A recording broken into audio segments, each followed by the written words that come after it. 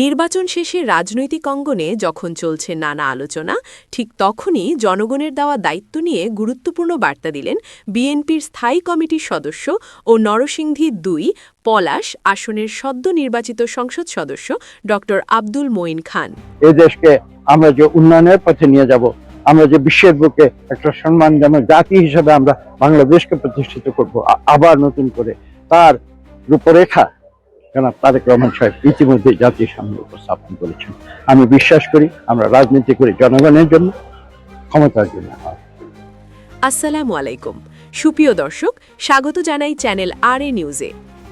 আজকে থাকছে শুক্রবার দুপুরে নরসিংদী পলাশ উপজেলার চর নগরদী গ্রামে বাবা মায়ের কবর জিয়ারত শেষে সাংবাদিকদের সঙ্গে আলাপকালে তিনি এ মন্তব্য করেন। বিস্তারিত থাকছে নরসিংদী থেকে খায়রুল ইসলামের রিপোর্টে।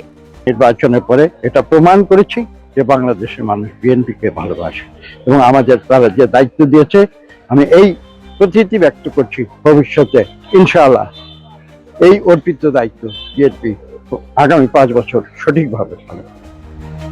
ডক্টর মঈন খান বলেন, বাংলাদেশের মানুষ তাদের সঠিক ভোট প্রদান করেছে।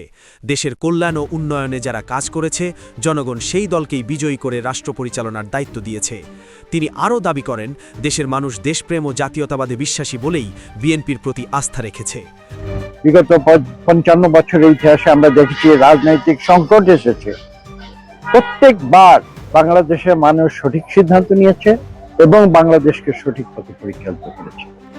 তিনি জানান, বিএনপি চেয়ারম্যান তারেক রহমানের নেতৃত্বে দেশকে উন্নয়ন ও মর্যাদার পথে এগিয়ে নেওয়া হবে। তার ভাষায়, আমরা রাজনীতি করি জনগণের জন্য, ক্ষমতার জন্য নয়। এই গণতন্ত্রের পথে নিয়ে এসেছিল আমাদের মুক্তিযুদ্ধ। আমাদের মুক্তিযুদ্ধের মূল যে উপাদান সেটা ছিল গণতন্ত্র। তার সঙ্গে আরেকটি দ্বিতীয় একটি বিষয় ছিল মুক্তিযুদ্ধের সময়, আমি সেটা বলবো যে বাংলাদেশের দরিদ্র মানুষের অর্থনৈতিক উন্নয়ন। পরে তিনি দলীয় নেতাকর্মীদের সঙ্গে বিজয়ের শুভেচ্ছা বিনিময় করেন এবং পলাশ উপজেলার উন্নয়নে কাজ করে যাওয়ার অঙ্গীকার ব্যক্ত করেন। নির্বাচনের ফলাফলে দেখা যায়, নরসিংদী ২ আসনে ড আব্দুল মঈন খান পেয়েছেন ৯২,৩৫২ ভোট। তার নিকটতম প্রতিদ্বন্দ্বী দাঁড়িপাল্লা প্রতীকের আমজাদ হোসেন পেয়েছেন ৫৫,১৬১ ভোট। তখন কিন্তু বাংলাদেশের দরিদ্র মানুষ, বাংলাদেশের আপামর জনসাধারণ যারা বাংলাদেশের গ্রামে গঞ্জে বসবাস করে, তারা কিন্তু কখনো। এখন প্রশ্ন একটাই, জনগণের এই রায় কতটা বদলে দেবে নরসিংদী ২ আসনের আগামী দিনের উন্নয়নের চিত্র?